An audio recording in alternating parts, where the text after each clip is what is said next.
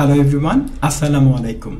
আজকে আপনাদের সাথে আলোচনা করব আইএলটিএস রাইটিং এ আপনি কিভাবে শর্তযুক্ত বাক্য বা কন্ডিশনাল সেন্টেন্স বা লং সেন্টেন্স ব্যবহার করবেন। প্রথমেই জেনে নেই একটি বাক্যে শর্ত প্রেজেন্ট করতে ইফ শব্দটি ব্যবহৃত হয়। তো প্রথম যে স্ট্রাকচারটি আমরা শিখব তা হলো ইফ এর পরের প্রেজেন্ট সিম্পল এবং শেষ অংশটা হবে ফিউচার সিম্পল। তো আমরা সেন্টেন্স এক্সাম্পলে চলে যাই। If government invest more in public transportation, সরকার যদি গণপরিবহনে আরো বেশি বিনিয়োগ করে, ট্রাফিক কনজেশন উইল ডিক্রিজ, তাহলে যানজট কমবে। প্রথমত আমরা দেখছি ইনভেস্ট শব্দটা প্রেজেন্ট সিম্পলে আছে, যার পাস্ট হচ্ছে ইনভেস্টেড। প্রথম অংশটাকে আমরা দেখছি যে এটা প্রেজেন্ট সিম্পল, তারপর অংশটাতে উইল ডিক্রিজ কমে যাবে, তাহলে উইল থাকলে এটা হয় ফিউচার সিম্পল।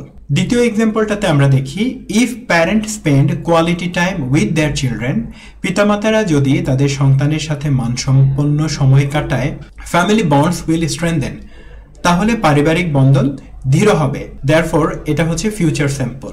3 নম্বর এক্সাম্পলে আমরা দেখছি if governments provide affordable housing, সরকার যদি সাশ্রয়ী মূল্যের আবাসন সরবরাহ করে, হোমলেসনেস রেট উইল ডিক্রিজ, তবে গৃহহীনতার হার হ্রাস পাবে। তাহলে আমরা দেখলাম যে তিনটা বাক্যেই কিন্তু আমরা প্রথম অংশে প্রেজেন্ট সিম্পল আর দ্বিতীয় অংশে ফিউচার সিম্পল দিয়ে ব্যবহার করেছি, যা আইএলটিএস এর এসেগুলোতে সরাসরি ব্যবহার করা যাবে নানা টপিকে। তো এবার আরো একটি প্যাটার্ন আমরা দেখব। এবারের প্যাটার্নে আমরা দেখতে পাচ্ছি ইফ এর পরে ঠিকই প্রেজেন্ট সিম্পল আছে, বাট মোডালস হিসেবে ক্যান যুক্ত আরেকটা অংশ যুক্ত হয়েছে। তো আমরা ফার্স্ট সেন্টেন্সটা একটু পড়ি। এখানে বলা হয়েছে if companies prioritise environmental sustainability, কোম্পানিগুলো যদি পরিবেশগত টেকসইতাকে অগ্রাধিকার দেয়, পলিউশন লেভেলস ক্যান ডিক্রিজ, তাহলে দূষণের মাত্রা কমতে পারে। এবার ক্যান দেওয়ার কারণে পারে অর্থ আসলো। আমরা সেকেন্ড এক্সাম্পল দেখব। If countries collaborate on climate change initiatives, যদি দেশগুলো জলবায়ু পরিবর্তনের উদ্যোগে সহযোগিতা করে, we can mitigate it's effect, তাহলে আমরা এর প্রভাব কমাতে পারি। ক্যান দিয়ে কিন্তু তাহলে এই ধরনের বাক্য আমরা তৈরি করতে পারবো। আমরা এরপরে এক্সাম্পলটাতে দেখি ইফ পিপল রিসাইকেল মোর, মানুষ যদি আরো পুনর্ব্যবহার করে, উই ক্যান রিডিউস, আমরা কমাতে পারবো দ্য অ্যামাউন্ট অফ ওয়েস্ট, আবর্জনার পরিমাণ, সেন্ড টু ল্যান্ডফিল, যেগুলো পাঠানো হয় ময়লা ফেলার স্তূপগুলোতে। তাহলে ক্যান শব্দটা দিয়ে পারি এরকম অর্থ দেওয়া হচ্ছে এবং দ্বিতীয় অংশে আমরা ক্যান ব্যবহার করে বাক্যগুলো তৈরি করতে পারছি। এবার আমরা চলে যাব প্যাটার্ন 3-তে। এখানে আবারও দেখছি যে ইফের সাথে প্রেজেন্ট সিম্পল ব্যবহার করা হয়েছে, তারপর ব্যবহার করা হয়েছে মোডাল হিসেবে মে।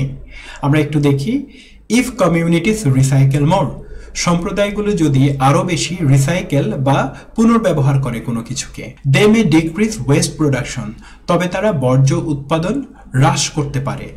এখানে একটা সম্ভাবনা বোঝাচ্ছে, তার মানে মে দিয়ে কিন্তু আমরা বাক্য লিখে ব্যবহার করতে পারবো রাইটিং টাস্ক 2-তে।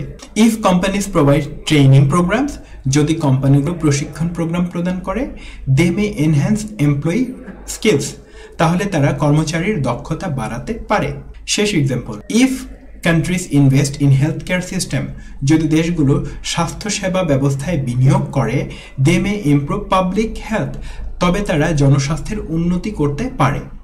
তাহলে আজকের লেসনে আমরা প্রথমে শিখেছি প্রথম অংশ প্রেজেন্ট সিম্পল, তারপর ফিউচার সিম্পল, তারপর আমরা শিখেছি প্রথম অংশ প্রেজেন্ট সিম্পল, পরের অংশ মোডালস হিসেবে ক্যান, এবং সর্বশেষ শিখেছি প্রথম অংশ প্রেজেন্ট সিম্পল, পরের অংশ মোডাল হিসেবে মে।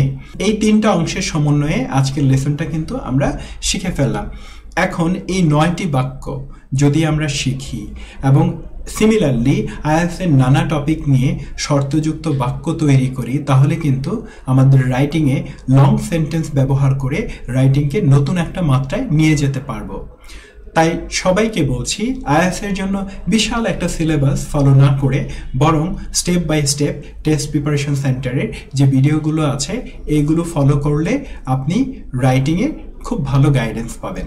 সো থ্যাংক ইউ এভরিওয়ান, সবাই অনেক ভালো থাকবেন।